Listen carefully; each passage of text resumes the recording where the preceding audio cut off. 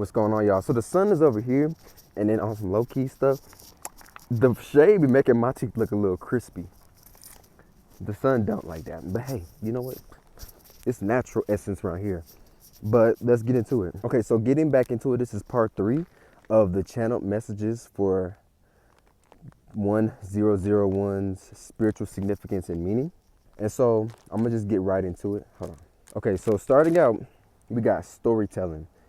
So I don't know why, but when I first wrote these notes, like Arabian Nights, I haven't really seen that movie if it's the one I'm thinking about. But also, when I think of Arabian Nights, I think of Aladdin. We're gonna walk towards the sun. So next is, besides storytelling, the next one is timing is everything. Remember, it's heavily connected to timing. It's almost like, and look, I'm walking into a new neighborhood, an older neighborhood, and this neighborhood has like the bigger trees, and it has my blue jays. Anyway, let's get into it. So, look, you're gonna be able to see all the big old trees. Next, we have a huge emphasis around time. Again, there's a big emphasis on time. I'm saying it, and there's this like newspaper right here. I don't know if that's significant. Let me check. Okay, so there's a huge emphasis around time. Okay, when it comes to time, it's like, okay, check this out. Time is linear, and it waits for nobody. But it can also be an illusion. This is not me telling you, oh, go clock in on your job and clock out whenever you feel like it, because clearly I did 8 hours because I clocked it for 2 hours. No. Actually, on the contrary, telling you is time is also such a gift to be used to measure, used to help us build patience, like little things where we're having to rebuild discipline and patience. Where we're saying, no, I'm gonna wait to eat that snack, or no, I'm gonna wait to take a shower till I get done with this, or I'm gonna rest for a minute and then I'm gonna hop back into this. You feel me? Holy Spirit. So this word, this essence of like, you're calling, you're gonna love doing it. Maybe if being in nature has a lot to do with what you love, come on now. But let's go ahead and hop into the next one. So next we have, you're a force to be reckoned with. This is God, the Holy Spirit, telling you about your divinity that He put in you. Ain't nothing wrong with seeing yourself how God sees you, because God sees you as an enlightened person, but He also sees He knows how to deal with you. He sees your light, and a lot of times He sees it better than you can. So next we have, remember, new levels, new devils. And a lot of times there's people that give, and that's good, but they expect you to move how they want you to move. You're always an issue to somebody when you're no longer able to, you're not on their level, or you're deciding not to move how they move. You gotta give them what they deserve and take care of yourself in the process, because you can't be nothing for nobody unless you together. This essence of like, there's going to be forces that they're looking for new ways to get to you, new ways to trigger you. Thank you, Holy Spirit. New ways to trigger you, new ways to get you together, new ways to keep you bound, new ways to make you feel less than. But it ain't gonna work, because guess what? You've worked through them problems, worked through your mistakes, you've worked through your flaws, you've worked through, and not only that, you're still working. So as they attack, you're getting stronger. Like walking through the neighborhood, and it's like everybody getting ready to do what they do. Anyway, so next we have, God has physically gone before, with, and has gone behind you. God is before you, He's behind you, He with you, on the side of you. Thank you. Holy Spirit, I pray that you will confirm this to them, in a crazy way. There was a big old loud honk a second ago, but kind of threw me off. But God has gone before you. You may not realize it, but you're on a path that's already set for you. I'm sorry this video has been a bit rough, but get the word. You're on a path that has been set for you. God has already positioned Himself and positioned angels and forces to be with you, to go before you, to go ahead of you, to be behind you. 10,000 may fall at your left and 10,000 at your right, but nothing will, touch you.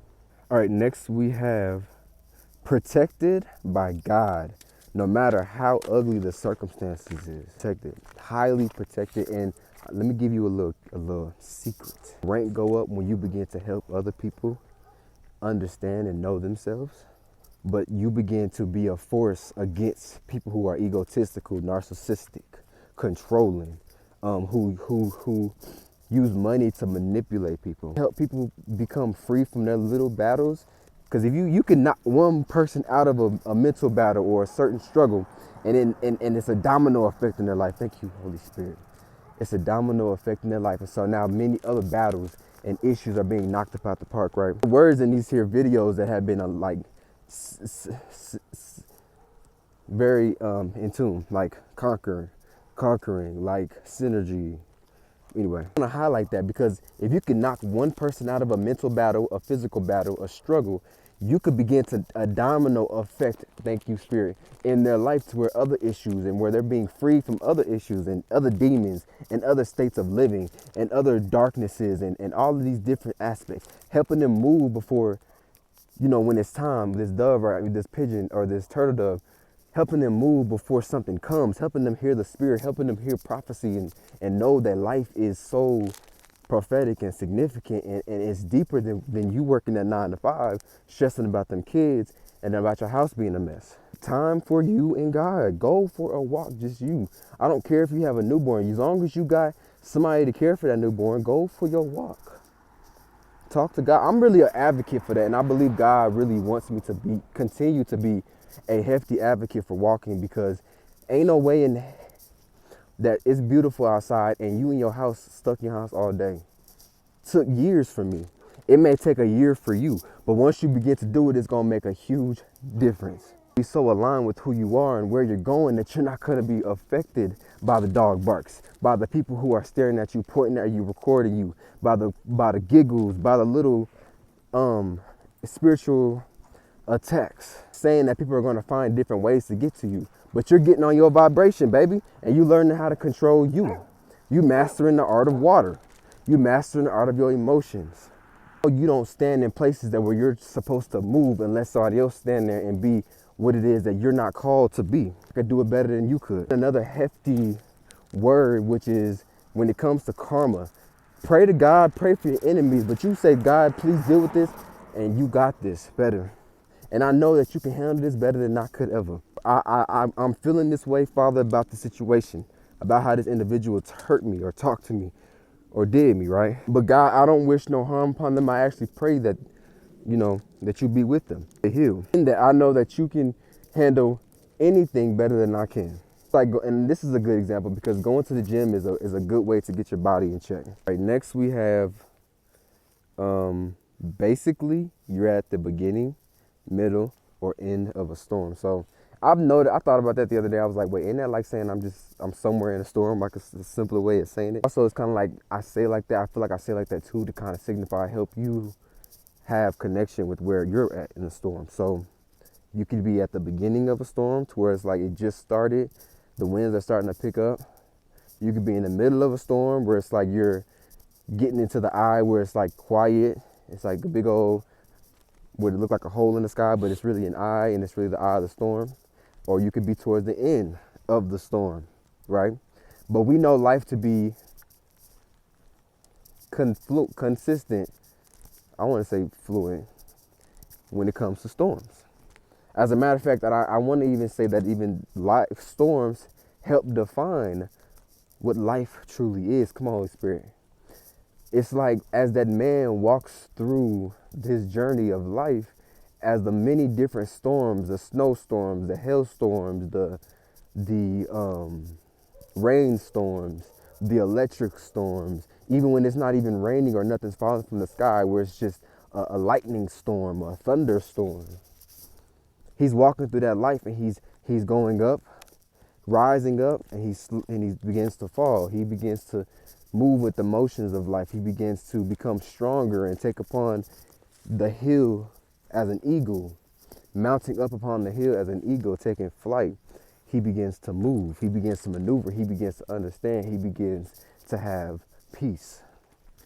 All right, next is, it was a big emphasis on being at the end of a storm, but next is signifies completions and endings. So this is the end of this. I'm actually going to do a part 1, 2, 3, I believe a part 4. Pray for me. But this number is heavy on endings.